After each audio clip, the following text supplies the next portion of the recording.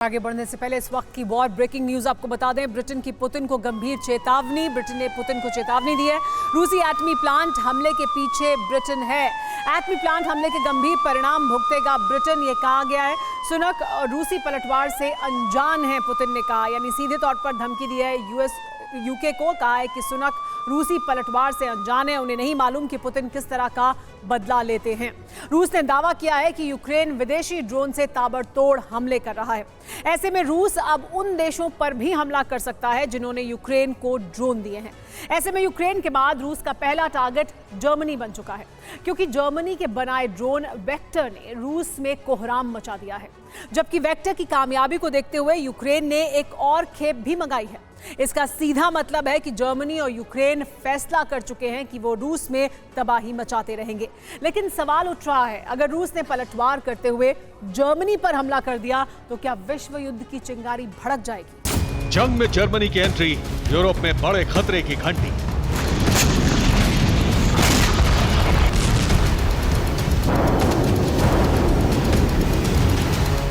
रूस में वेक्टर का कोहराम, जर्मन ड्रोन से यूक्रेन का इंतकाम।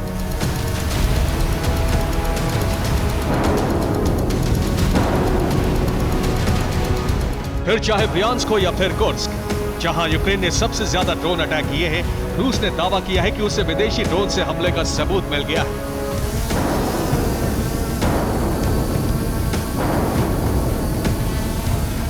जिन ड्रोन हमलों को नाकाम किया गया, उनमें से गिराए गए ड्रोन मलबे में made in Germany drone vector भी मिला है।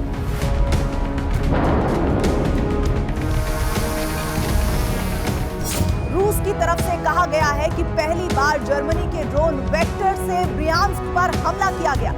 इससे ये साफ हो जाता है कि यूक्रेन मॉडिफाइड ड्रोन के अलावा नेटो कंट्रीज से मिले ड्रोन्स का भी इस्तेमाल कर रहा है। जबकि अभी तक यूक्रेन कहता रहा है कि वो खुद के बनाए ड्रोन से ही रूस पर हमले करता आया है।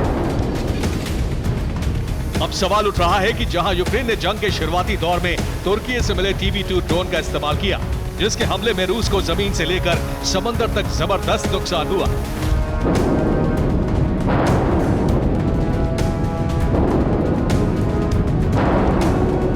TB2 के विनाशकारी हमले के बावजूद यूक्रेन ने उसका ज्यादा इस्तेमाल नहीं किया। दरअसल इसके पीछे सीधी सी वजह TB2 ड्रोन और अमेरिका से मिले ड्रोन का काफी महंगा होना है।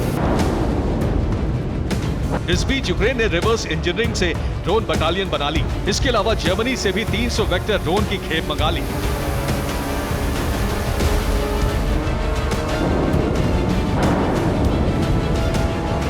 यूक्रेन का वेक्टर पर भरोसा इसलिए भी बढ़ा है कि ब्रियांस्क में वेक्टर ने जबरदस्त कोहराम मचाया।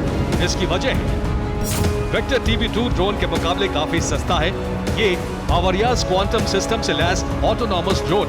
इसका मतलब है कि ये बिना पायलट और ऑपरेटर के ही अपना रूट तय करता है। आर्टिफिशियल इंटेलिजेंस से लैस पावरफुल कैमरा इसमें लगा होता है। महज 7 किलो का ड्रोन काफी नीचे उड़ान भरता है, जिससे रडार और डिफेंस सिस्टम की पकड़ में नहीं आ पाता। 15 किलोमीटर दूर तक के वीडियो की स्ट्रीमिंग करके टारगेट को लोकेट कर लेता है। इतना ही नहीं, खतरा भांपकर रास्ता भी बदल देता है। यानी वेक्टर ड्रोन अपने टारगेट को हर हालत में ध्वस्त करने की प्रोग्रामिंग से तैयार किया जाता है। हालांकि रूस का दावा है कि उसने ब्रियांस्क में वेक्टर के सारे हमले नाकाम कर दिए। जबकि वेक्टर की कामयाबी को देखते हुए यूक्रेन ने जर्मनी से 300 वेक्टर्स की एक नई खेप मंगाई।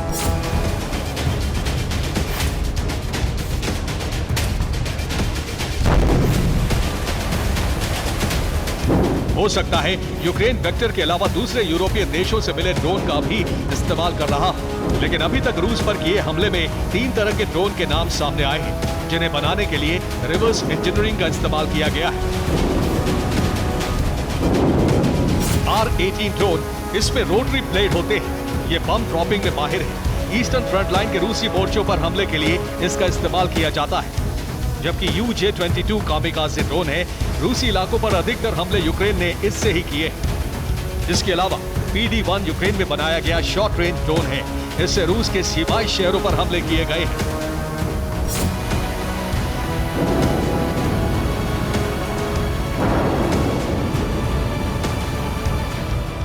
खास बात यह है कि यूक्रेन ने इन ड्रोन्स को रिवर्स इंजीनियरिंग से तैयार किया है। लेकिन वेक्टर का मलबा मिलने से रूस ने दावा कर दिया है कि अब उसे उन देशों पर हमला करने का अधिकार मिल जाता है जिन्होंने यूक्रेन को ड्रोन भेजे। यानी रूस ने यूक्रेन के अलावा दूसरे नेटो देशों पर हमला किया तो यूरोप में महायुद्ध शुरू होने की आशंका बढ़ जाएगी। Bureau report, TV9 Bharat.